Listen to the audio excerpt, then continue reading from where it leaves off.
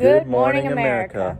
As you know, there has been a lot of talk about police brutality against different races, especially against the Black communities. With this knowledge, we have taken the time into researching studies that deal with implications of police prejudice. In an article called Stereotype, Threat, and Racial Differences in Citizens' Experiences of Police Encounters by the University of Albany, Illinois, and California, they did two studies. Study 1 asked Black and white participants to describe how they felt during an encounter with the police. In Study 2, they asked Black and white participants to imagine the potential downstream that racial bias could have in a police encounter. They found that in both studies they did, citizens who are Black are more likely to feel concern and anxiety when encountering police, more specifically Black men more than Black women. This pre-anxiety and bias is believed to demonstrate the theory that Blacks are expected to be judged based on their color of their skin, which further extends to the theory that bias by citizens contribute to bias-based policing and racial disparity in the justice system. Let's see what our interviewer in the field has to say. Hi, I'm Nicole O'Brien, and I'm here doing an interview with Liam. How do you feel today? I'm feeling pretty good, actually. We just got out of an audition, and I'm feeling very confident. Wow, that's good to hear.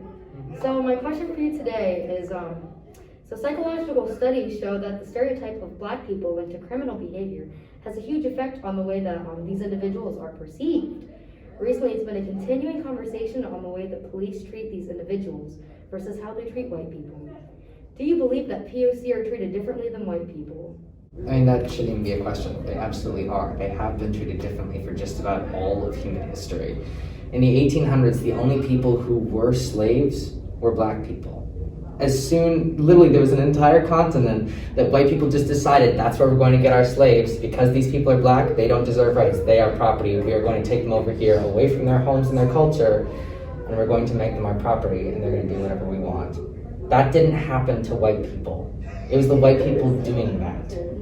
And from the very beginning, that kind of set up white people's expectations for what they would see from Black people. So for all of history, we're kind of... people of color have to break their way out of this. It's systemic racism. Literally, our entire economy was based around the subjugation of people of color. And that is something that has to be reworked and reshaped, and that is entirely our responsibility as the white people who set it up. People of color shouldn't have to fight for that kind of thing. But when you look at things like statistics of how many people of color are in the population, specifically Black people are in the population, compared to how often Black people are killed by the police, that statistic speaks for itself. Thank you for the insight on the people's view. Now, in another study done called Police Prejudice is Now We Think, published by the APS, Association for Psychological Science, it went into the detail on how the possible prejudice is developed within the police department. The study focuses on the ways prejudice can either be drawn or grown inside the police department. In the study, they interviewed new police recruits who have been on the job for less than a year, police officers who have been on the job for more than a year, and then finally a control group taken from the general population.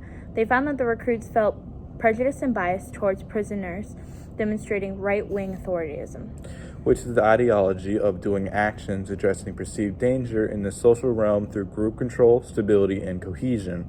Scientists claim the new recruits felt this way towards prisoners because they directly associated with danger, because they have threatened society by breaking the law. This study has also found that police who were on the police force over a year showed more signs of prejudice to marginalized groups or groups that were disadvantaged, as officers were more likely to associate dangers to those groups more than others based off experience of themselves and others in the police force, demonstrating what scientists called group socialization, which is the process of where individuals' beliefs and attitudes can change or adapt when spending time within a group. The fear of death had also been shown to be a big factor in pre-prejudice in both new recruits and experienced officers. With that being said, let's see what our interviewers in the field have to say. Hi, my name's Aaliyah Faulkner, and I'm here with Michaela, who's a former public safety dispatcher for the Indian River County Sheriff's Office. Is it okay if I ask you a few questions? Yes. Okay. The first one's going to be, do you think new recruits come into the police force with more open eyes and less prejudice compared to experienced officers? I would say that I believe prejudice comes from life experience, and I don't know that that experience would be limited to experience in service. I think that people are different as individuals, and ideally, the police academy training that a new recruit comes in with would prepare them to see people without prejudice. However, I think we run into problems because life does not prepare you to see people without prejudice, and your experiences, whether personally or in the line of duty, those are the things that shape your opinions of other people. Okay. So going off of that, do you think officers have a reason to associate danger or have prejudice against those people of like normal marginalized groups? I would say that I think something the public needs to understand is that our officers assess risk and make judgments about all groups of people, whether they're marginalized or not. I think the question is unfair because it is only pointing out, the option of an officer to make an assessment or a judgment about a marginalized group of people. I would say I think it's fair for anybody putting their life on the line in the name of public service to make an assessment about the risk that that the demographic they're serving could have to them. I will say, however, that I'm sure a lot of the officers in our county at least would attest to the fact that some of the riskiest demographics are not marginalized groups of people. But at the end of the day, you're allowed to form opinions about people and the dangers of the job that you're doing based on facts. And there are facts that support the fears that some of these deputies do have. Okay. Thank you very much for answering the question. My pleasure.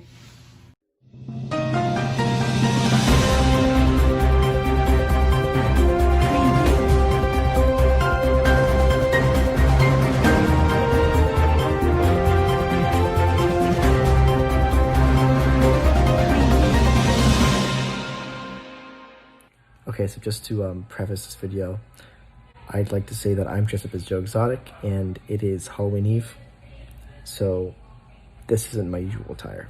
Anyways, I'd like to get into it by defining prejudice, which are preconceived opinions that are not based on reason or actual experience. Usually it's illogical, obviously. Some of the key points are, the first one is selection, which is the process through which intolerant individuals are attracted to intolerant institutions. Vice versa, goes the other way.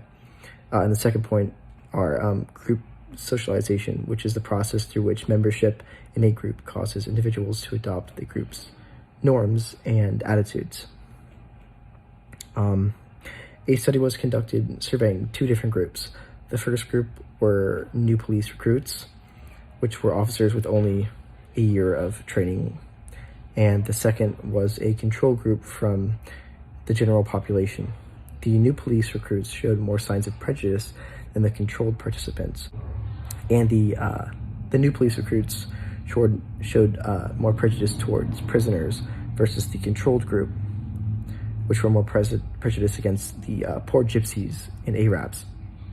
Then we go into defining right-wing authoritarianism, which is an ideology an ideological belief that favors addressing prejudiced danger in the social realm through group control, stability, and cohesion.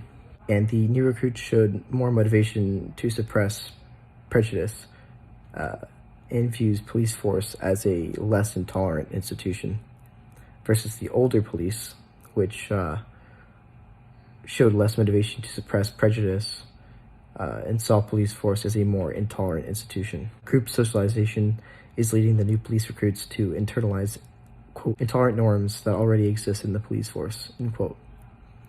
The link between group socialization and prejudice weren't strong enough, making the researchers believe that there are other factors coming into play than previously thought, possibly negative field experience involving members of disadvantaged groups. The threat and fear of death, a common in new and experienced officers, has been shown to predict prejudice, which is fairly common. French police forces have taken steps to fight prejudice by requiring officers to take ethics classes and driving the importance of racism and discrimination and how they go against the French Republic. That article location is France, and the date is October 17th of 2012. Hi, I'm Tahiri, and I will be talking to Davion today. So, how do you feel interacting with police being a black man? Wow, such a loaded question. Well, based off of like the world today and the media and what we see and what we're fed, it definitely can be scary, I feel like from what I've seen, like I always kind of have like my guard up almost, like to kind of make sure like I'm doing everything that I can to be sure to be safe. I know my dad, he called me one day and he was like, Davion, if you ever get pulled over by the police, make sure you say, yes sir, no sir, yes sir. I'm like, don't run, don't do anything, don't engage in any negative way. And the fact that he had to tell me that, it's like, oh my gosh, that's kind of crazy, Mm-hmm. But. And have you had any encounters with police that you feel would have been different if you were not a person of color or a man of color? So like saying like say if I was like a different color, like Yeah, like if you were not a black man, you were a white man. Like, have you had any encounters with a police officer that you think would have gone differently if you were not the color that you are, since there's a lot of like racial bias or racial stereotypes with police officers? I know I've heard that like when a police officer when they see like a person of color, like their mind automatically goes to like crime. So just based on my own personal experiences, let me see. I want to answer truthfully, I'm trying to think. I think possibly yes, for sure, just based on like what we see here. But that's a very decisive question. We'll go with yes. Yes, and do you remember like anything that happened? Yeah, specifically, this is not great, but I used to drive on my permit before when I was a little young, so it's my fault partially. But yeah, so I got pulled over once, and they were like, the cops were super cool, super nice, very nice cops and everything, and they were just telling me like, and your permit, so like this is why we're pulling you over, or this is why you're getting a citation, whatever. Just like try and do something different, ride a bike next time, whatever. Like they're really cool about it. And then I kind of followed that through, for a little bit, but I had to get to work every day, so like I ended up driving again, and then one day I ended up going to Walmart after work, and I got pulled over again. And lo and behold, one of the cops was the same exact cop as last time. So he was like not happy, like he was just like he was very like, he was upset. You can tell he was upset because I got pulled over again, but like he was like very like, almost as if he was trying to start something. He was like, I told you to do this, like I told you not to drive again. Like he was very like in my face about it. And I'm like, oh my gosh, it kind of like made me kind of like have fear in me a little bit. I was like, oh my gosh, like what is wrong with this guy, But the other cop, he was like more nice about it. He was like, yeah, like I get it. I'm gonna let you go. Like the other cop was super nice, but the other cop, he was just like not having it. Like he was like as if he's trying to start something, but because I knew like how to like behave, so to speak, like I was like very like, yes sir, like I'm so sorry, like I totally understand, like very respectful, just because I don't want it to go another direction. But let's say like if I was a different person of color, like would he have reacted differently? I can't say, like I don't know that for sure, But yeah, that was just one of the experiences that I had, like, and I could tell like how certain like situations, how they escalate based on how the officers like they speak and how they like kind of control the situation. So when a cop is like being like very rude, I can see how someone would try and be rude back to kind of stand their ground or like be like, no, you can't like talk to me like that, you know what I mean? But in my case specifically, I just knew like I'm not gonna make the situation anywhere, so it's very respectful. But it was definitely a weird encounter, which I guess is kind of my fault. Like, you didn't have to be rude like that, you know? So, and then last question, do you feel like you have to act a certain way in order to not be racially stereotyped by police, or in general, like, become a stereotype?